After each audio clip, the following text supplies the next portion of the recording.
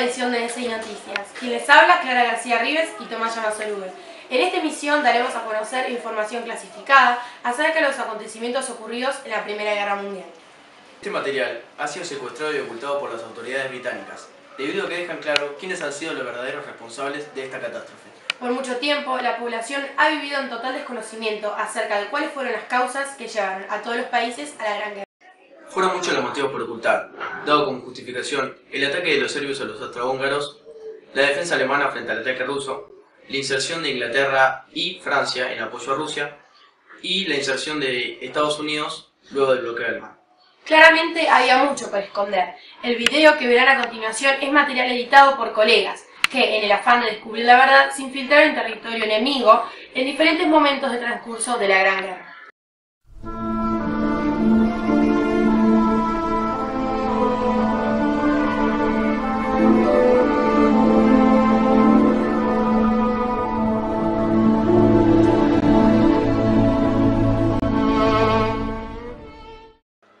Muy buenas tardes, esto es En Busca de la Verdad, y por primera vez en la historia, América vivirá en vivo y de cerca todo lo transcurrido durante la guerra en Europa. Un grupo de periodistas especializados e independientes se han embarcado en una travesía de recuperar toda la información posible de lo que sucedía en las tierras lejanas. Con un único fin, nos tuvimos que disponer en diferentes países para luego ver lo que desencadenó la furia bélica.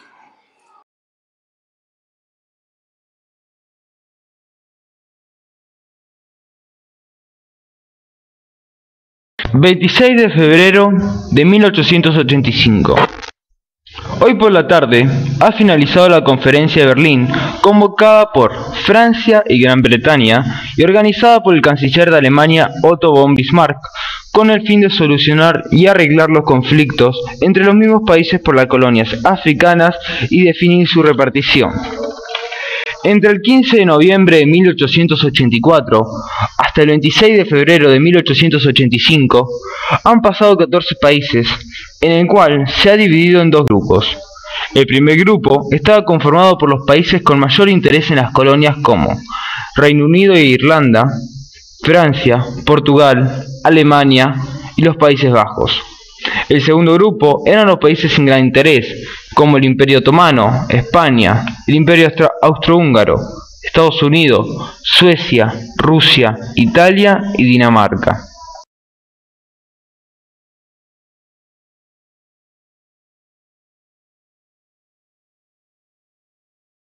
...1887...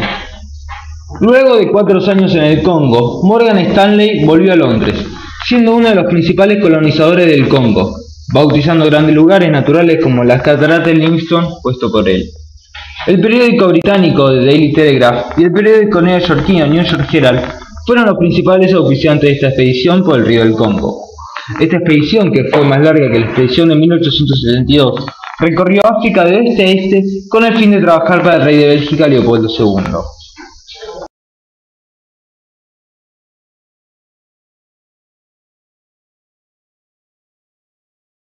El 31 de mayo de 1902 ha finalizado la Segunda Guerra entre el Imperio Británico frente a los colonos holandeses, o mejor llamados los Boers, del Imperio del Cabo, Sudáfrica.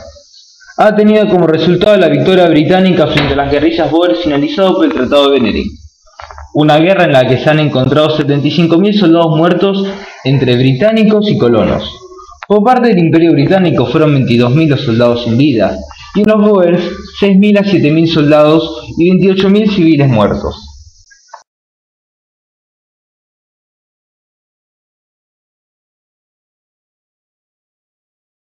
...1907... En estos últimos días se ha dado a conocer el genocidio por parte de los alemanes en el sudeste alemán durante 1904 y 1907, exterminando grandes tribus en esas zonas como lo son los hereros y los namajuas. Las tropas alemanas, comandadas por von Trotha, derrotaron en la batalla de Waterberg a unos 5.000 guerreros hereros. Los 24.000 hereros sobrevivientes escaparon, hasta llegar al desierto de Kalahari, cerca de las fronteras británicas, esperando por su ayuda. Trotha decidió capturar a todos los hereros y namacas posibles, para luego ejecutarlos. Las mujeres y los niños se mandaban al desierto para que mueran allí, mientras que los nativos cercanos a zonas de agua se le envenenaba para dar fin a los nativos de esa zona. Alemania definió este hecho como: los nativos no son humanos, son subhumanos. Desde nuestro estudio de Francia nos vamos ahora a Serbia con nuestro buen amigo Ezequiel Stuck. Adelante ustedes. Muchas gracias, colega. Me han dicho que ha hecho una muy buena cobertura. Espero volver pronto y disfrutarlo juntos. Desde ya será bien recibido. Esto ha sido todo de aquí, para usted y Latinoamérica. Damos paso a nuestro primer móvil y más cuestiones por resolver. Bienvenidos a una nueva programación de En Busca de la Verdad. Desde los confines de Serbia, emitiendo por cadena internacional para toda Latinoamérica, quienes habla Ezequiel Stuck. En un contexto de creciente enfrentamiento entre las potencias, las 4 crisis internacionales marcaron la evolución hacia el conflicto generalizado. Guillermo II, aprovechando una visita a Tánger, proclamó que Alemania no permitiría que Marruecos pasara a ser dominado por una única potencia. Esta advertencia iba claramente dirigida a Francia, cada vez más presente en el reino norteafricano. Este desafío precipitó la convocatoria de la Conferencia de Algeciras, 1906, a la que fueron convocadas todas las potencias europeas. Alemania quedó aislada, y Francia recibió el claro apoyo británico. La principal consecuencia fue la ratificación de la buena salud de la Entente Cordiale, lo que aprovechó Francia para propiciar el acercamiento entre Gran Bretaña y Rusia. La creciente agresividad germana disipó las diferencias entre Londres y San Petersburgo. En 1907 se firmó el Acuerdo Anglo-Ruso, y nacía así la Triple Entente.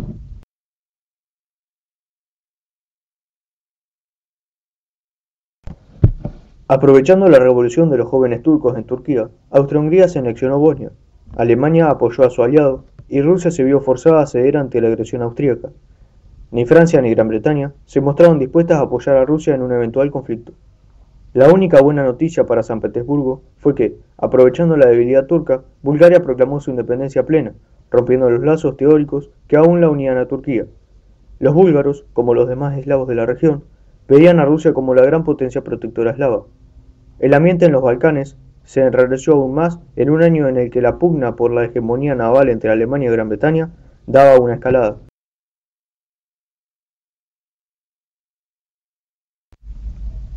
El envío de un buque cañonero alemán a Agadir, en un claro desafío a Francia, provocó una grave crisis que concluyó con la firma de un acuerdo franco-alemán por el que Alemania daba manos libres a Francia en Marruecos a cambio de una parte importante del Congo francés.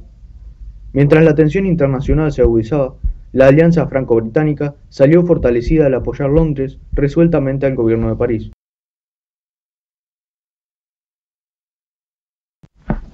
Dos sucesivas guerras en los estados balcánicos, la primera contra Turquía y la segunda interna entre ellos, Serbia, Grecia y Montenegro contra Bulgaria, concluyeron con el Tratado de Bucarest, 1913. Las guerras balcánicas provocaron un vuelco en la situación de la zona. Turquía quedó reducida en los Balcanes a la región en torno a Estambul. Serbia, aliada de Rusia y defensora de los derechos eslavos en el Imperio Austrohúngaro, se consolidó como el principal estado de la región. Austria-Hungría, alarmada por el fortalecimiento serbio, llegó a la conclusión de que solo una guerra preventiva impediría que Serbia encabezara un levantamiento general de los eslavos en el Imperio de los Habsburgo, alentado por la gran potencia eslava, Rusia. Alemania estaba decidida a apoyar a su aliado austrohúngaro en caso de conflicto. Rusia, por su parte, estaba decidida a intervenir en el caso de que Austria-Hungría atacase a Serbia. Francia, a su vez, era mucho más proclive a apoyar a Rusia en caso de guerra que en 1908. El ambiente bélico se iba extendiendo en las diversas capitales europeas. Último momento. Ha sido asesinado en Sarajevo, capital de Bosnia, el archiduque heredero al trono de Austria, Francisco Fernando, y su esposa. Aunque faltan muchos pormenores relativos a la forma en que se perpetró el atentado, el relato de los testigos aseguran que una vez terminada la recepción, el archiduque Francisco Fernando y la condesa Sofía volvieron a ocupar el automóvil para trasladarse a Connacht. De repente, un joven empuñando una pistola Browning llegó hasta el automóvil e hizo 5 disparos, primero sobre el archiduque y después sobre su esposa. Los dos heridos fueron trasladados a Connacht, en donde se les practicó todo tipo de auxilios. Desgraciadamente todo ello resultó inútil, y ambas víctimas fallecieron al poco tiempo de llegar al palacio. Su agresor, Príncipe, tiene 19 años, es estudiante del último del liceo y es natural de Grabovo. Parece ser que en un acto ultranacionalista manifestó su descontento ante presión del imperio a pasar bajo su dominio. Estoy seguro de que esto traerá grandes repercusiones. Por ello, al pie del cañón se encuentra el señor Matías Shanahan, que cubrirá todo lo que allí ocurra. Adelante usted. Bien lo ha dicho usted, compañero. Aquí la cosa está que arde. Transmitiendo desde Austria para toda América, siguiendo minuto a minuto, día por día, las consecuencias de este atentado terrorista. 23 de julio. Austria acusó al gobierno serbio de conspirar el asesinato y envió un ultimátum que debe ser respondido en 48 horas. El imperio exige la eliminación de la mano negra, la interrupción de cualquier campaña de prestigio contra el imperio, la participación de políticas austrohúngaras en Serbia para investigar el magnicidio, la relegación de los culpables a la justicia imperial para ser juzgados y castigados. Esta acción fue tomada por el gobierno serbio una excusa para eliminar el nacionalismo y anularlo como potencia de la zona. El 25 de julio, Serbia respondió al ultimátum negándose a aceptar, alegando que violaba su soberanía y proponiendo el arbitraje del Tribunal Internacional de La Haya. Además, en previsión de una guerra, movilizó parcialmente sus tropas, en tanto que Austria-Hungría hacía lo propio con las suyas. Ambas rompieron sus relaciones diplomáticas. El 28 de julio, Austria-Hungría declara la guerra a Serbia. 31 de julio de 1914, Austria-Hungría ordenó la total movilización de sus tropas. Ese mismo día, Alemania dirige un ultimátum a Rusia exigiéndole la suspensión de la movilización general. También envió otro a Francia reclamando su neutralidad entre un posible conflicto entre Alemania y Rusia. 1 de agosto, Alemania le declara la guerra a Rusia. 3 de agosto, Alemania declara la guerra a Francia, que no había respondido a las exigencias del ultimátum. El 3 y el 4 de agosto, los alemanes invaden Bélgica, que se había opuesto a las pretensiones germanas de utilizar su territorio para ocupar Francia. El 4 de agosto, Gran Bretaña moviliza su flota y despachó un ultimátum a Alemania, aprendiéndola a respetar la neutralidad de Bélgica. El 6 de agosto, Serbia declara la guerra a Alemania y Austria-Hungría rompe la hostilidad con Rusia. Finalmente, el 11 y el 12 de agosto, Francia y Gran Bretaña declararon la guerra a Austria-Hungría. Esto es realmente impresionante. Intentaré salir de aquí antes que el conflicto comience. Esto es todo desde aquí. Intentaré llegar a Serbia, Ezequiel, para ver si podemos reunir al equipo y iniciar la retirada.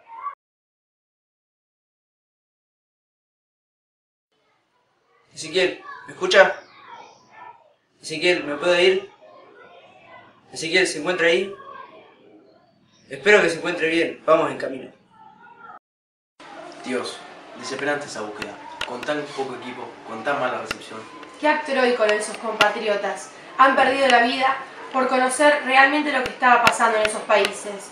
Todo el tiempo al borde de la guerra. Tremendo, verdaderos héroes de la comunicación. Distendamos un poco. Está lindo, ese look le sienta bien. Vamos a una pausa y enseguida regresamos.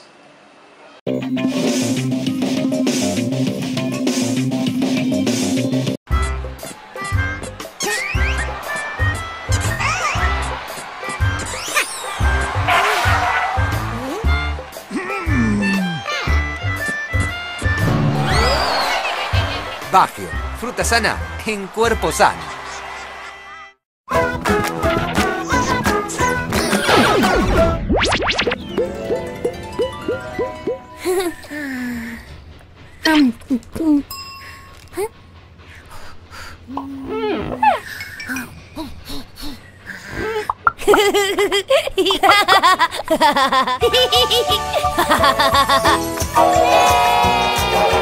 Vivamos más momentos Guaymallén.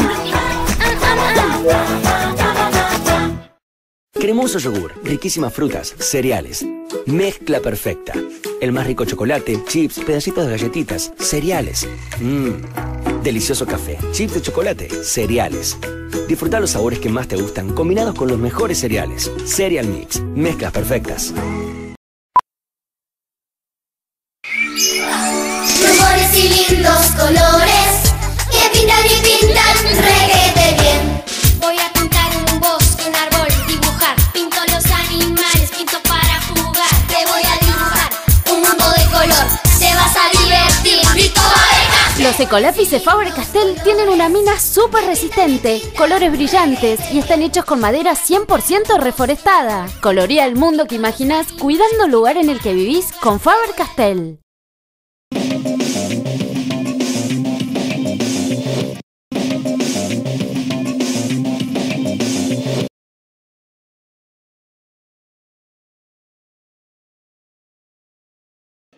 A minutos de comenzar la guerra, los alemanes pusieron en práctica el plan diseñado por el general mayor de Estado Schiffen e invadieron Bélgica, violando con ello la neutralidad de ese país.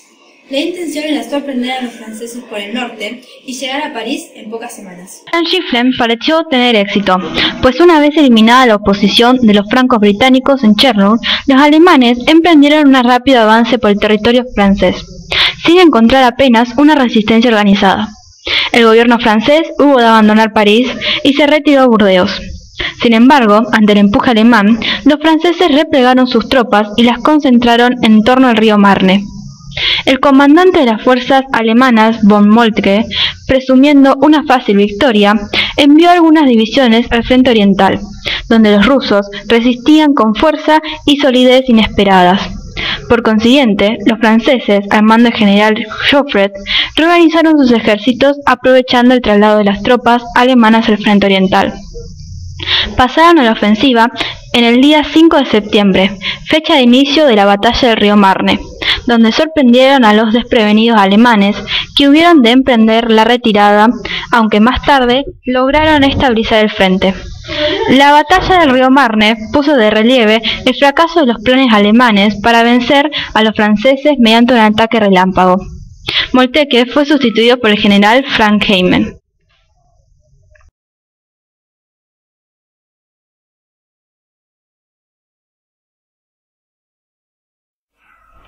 El fracaso alemán en Francia se debió en gran medida a la contundente intervención de los rusos, hecho no previsto por los estrategas alemanes que menospreciaban su capacidad de movilización. Por contra, los rusos penetraron en Prusia Oriental a finales de agosto, derrotando a los austríacos en Lemberg y conquistando la región polaca de Galicia.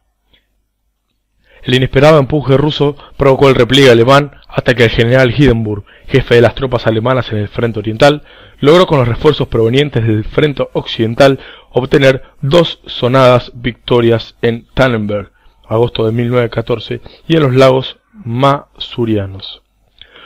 A pesar de esos reveses, los rusos lograron apoderarse de Galicia austríaca y de Serbia, que previamente había sido derrotada por Austria. El fracaso de la guerra relámpago planeada por Schlieffen condujo a una estabilización de los frentes, abriendo paso a una nueva fase, la guerra de posiciones. Esto ha sido todo por ahora, cubriendo en el frente occidental Camila Cancino y en el frente oriental Juan II Tibaldi, para toda Latinoamérica. Ahora se quedan con Martina Llorio de Tibaldi, que se encuentra en la zona fronteriza entre Francia y Alemania. Claramente los recibo. Es casi increíble lo que aquí se vive, como de película. Agradecería que Juan viniera a ayudarme con la cobertura.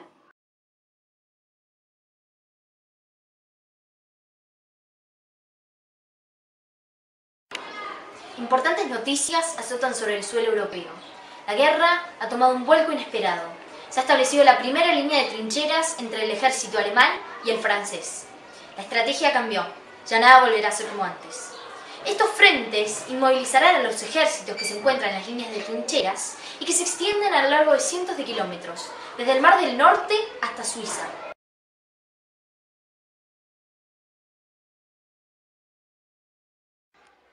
Los alemanes, una vez fracasada su ofensiva inicial, adoptaron una nueva estrategia defensiva. Se atrincheraron en el frente occidental procurando proteger sus posiciones y concentraron la mayor fuerza ofensiva en el frente oriental. Según sus planes, luego de la derrota de la Unión Soviética, irían tras sus enemigos occidentales, Francia y Gran Bretaña. Este conflicto abrió una nueva guerra de desgaste que ocurrió esencialmente en territorio francés y belga, y que generó un elevadísimo número de bajas y además arruinó la moral de los soldados. Las tropas tuvieron que vivir durante meses en estas trincheras, que como ustedes pueden observar se encuentran en penosas condiciones, rodeados de alambrados y enfagnados en territorios infectados de roedores. Además, vivían bajo la constante acción de las armas automáticas y de los nuevos ingenios bélicos. Estamos en comunicación con nuestro compañero Juan II Tibaldi con la última cobertura en el frente oriental. Juan, ¿nos escucha? ¿Cuáles son las novedades? Sí, Martina, reportando. Los rusos han alcanzado varias victorias. Por otra parte, los italianos intervinieron frente a los austríacos por el río Sonso, cosechando grandes pérdidas. Sin embargo, ninguno de los dos contendientes ha conseguido romper el frente, que permanece casi invariable. Cuéntame, ¿cómo sigue todo por allá? Han pasado varios meses y aún intentan romper las líneas enemigas.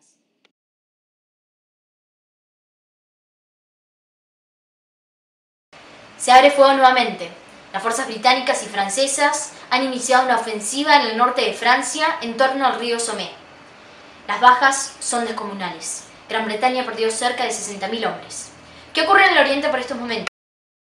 Sí, aquí los rusos al mando del general Brusilov lograron obtener éxitos en Galicia, aunque los imperios centrales reaccionaron en pocas semanas y comenzaron a apreciarse los primeros síntomas del desplome en el ejército ruso.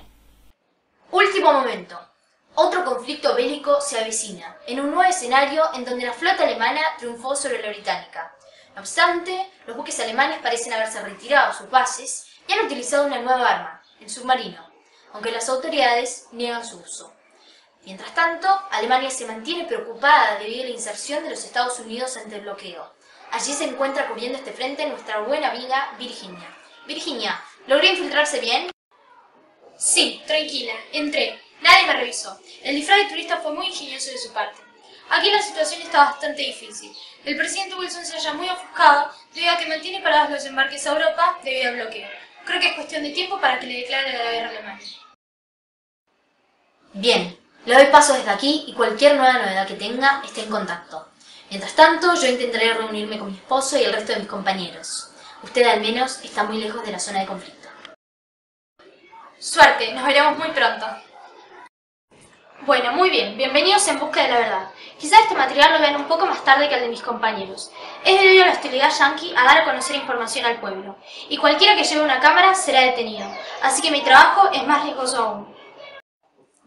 Realmente es un gran trabajo, lograr extraer la información no solo en el instante, sino en el momento y en el lugar indicados, lo cual demuestra que han hecho una excelente investigación con anterioridad. Estoy en total acuerdo. Permítame agregar el heroísmo y la persistencia en quedarse, aun cuando sus vidas corren peligro. Sin palabras, corte.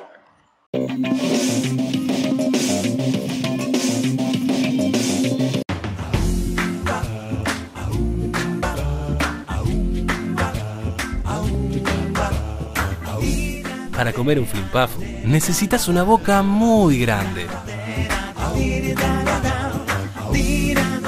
Flimpaf, el más grande.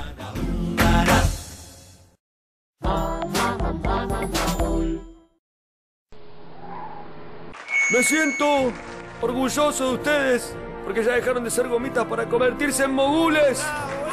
Saquen el jugo de fruta que tienen adentro. ¡Corte, che! ¡Síganos por Twitter! Es hora de que busquen su boca en el mundo. El futuro es suyo, mis mogules. Salgan del paquete y reboten. Mogul, las gomitas hechas con jugo de frutas. Probalas.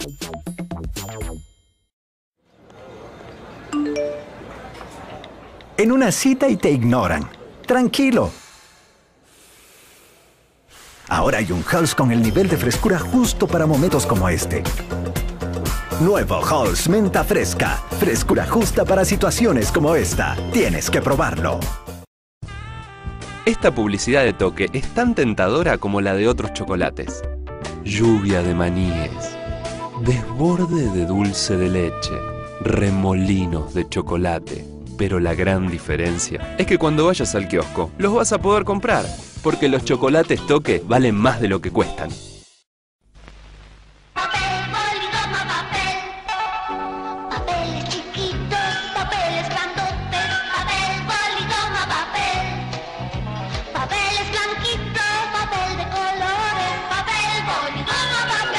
Con un Mópoli Pigopo Mapa se cansan de pegar. Papel, boli, goma, papel. ¿Y cómo pegar? Papel con papel.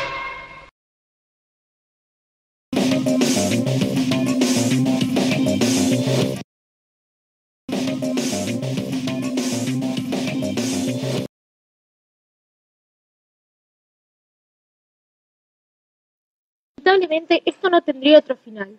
El presidente Wilson le declara la guerra a Alemania. Esto decía: no estamos en contra del pueblo alemán, sino del despotismo militar de Alemania.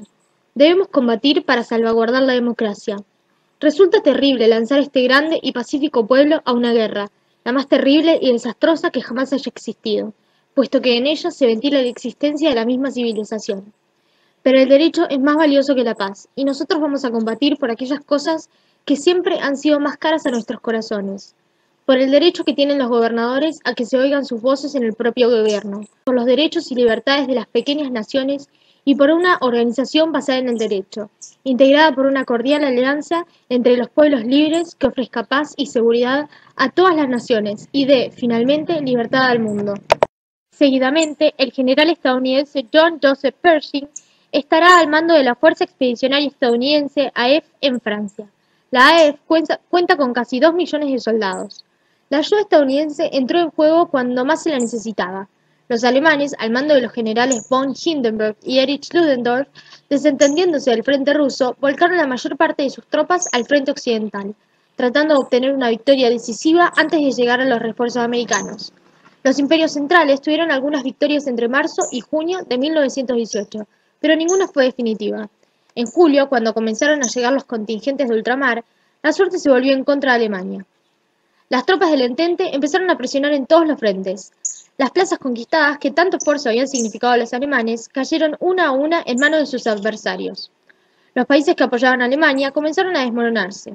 Bulgaria, Turquía y Austria capitularon. Los primeros días de noviembre, los mismos alemanes pidieron un armisticio. El 10 de noviembre, el emperador Guillermo II de Alemania huyó a Holanda y poco después abdicó. El 11 de noviembre de 1918, Alemania firmó el armisticio. Con el triunfo de las potencias aliadas, concluyó una de las más mortíferas guerras de las que tenga conocimiento la historia. Desde el Palacio de Versalles para hacer toda la cobertura se encuentra Gabriel Sosa, uno de nuestros colaboradores más buscados en todo este tiempo. Dígame, Gabriel, ¿dónde se había metido? Ay, Virginia, estoy realmente impresionado. No puedo creer que esté teniendo contacto con usted, ya que desde que llegué aquí en 1914 no he podido contactar con ninguno de nuestros compañeros. He estado bajo tierra, se podría decir. Nadie me va a creer que estoy aquí. Lo que hemos presenciado ha sido realmente desgarrador. Aún siento cómo retumban las bombas, me tiemblan las piernas, pero aún así voy a infiltrarme en la conferencia para que esta historia tenga un final. Lo entiendo. Por las dudas que no tengamos otra comunicación, le informo que mañana salgo para Argentina. Mi labor aquí está terminada. Qué afortunado usted, ya que puede regresar. Si no vuelvo, salude a todos ahí y cuénteles nuestra historia y lo que hemos hecho por el mundo entero. No sea tan pesimista. Termine, reúna al equipo y vuelva a casa, soldado. Es una orden. Juntos contaremos nuestra historia. Dejo todo en sus manos.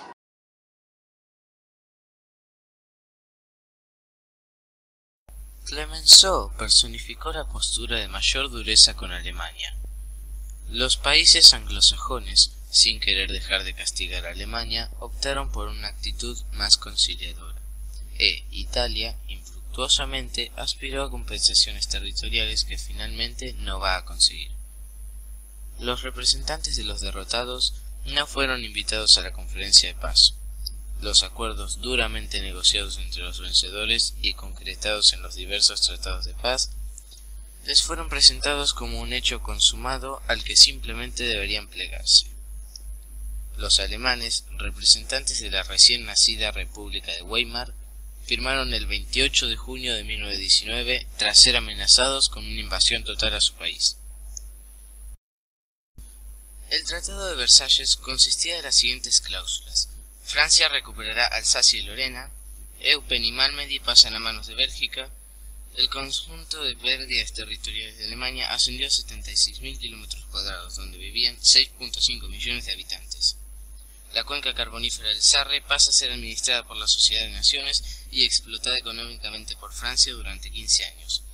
Alemania pierde todas sus colonias, que son repartidas como mandatos de la Sociedad de Naciones entre el Imperio Británico y Francia. Bélgica y Japón se anexionaron territorios muy pequeños.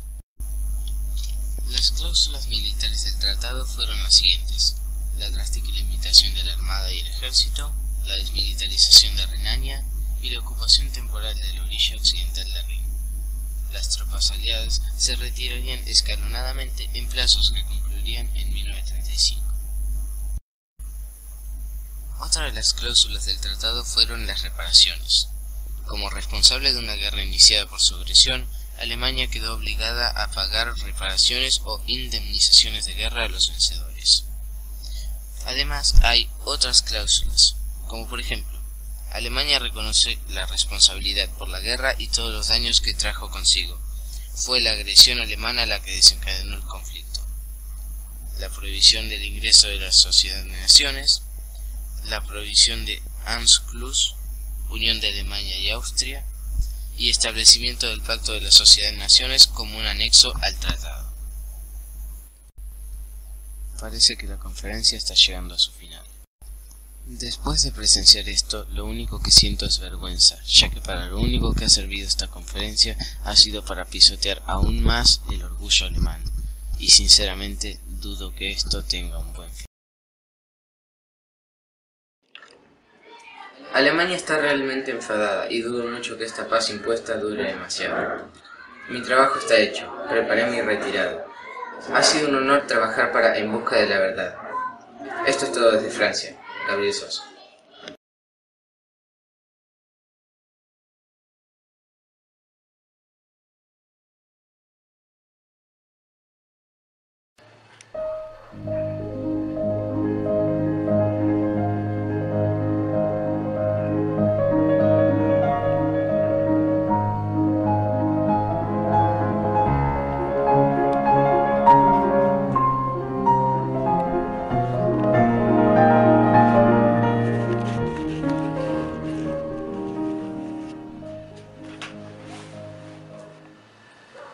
No pude prender la cámara antes.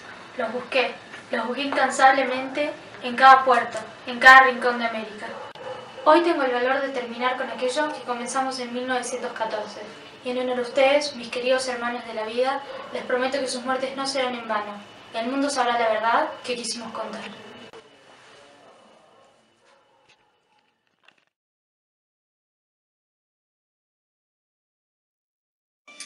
No se puede decir nada más de lo que ya vimos, simplemente agradecerles una y mil veces este trabajo y recordarlo siempre es una manera de seguir con vida. Esta guerra, que comenzó como una contienda entre dos potencias, terminó siendo una de las más temibles del siglo XX. Bueno, Clara, a nosotros se nos ha terminado nuestra edición. Volveremos la próxima semana con más misterios por resolver. Buena semana para todos.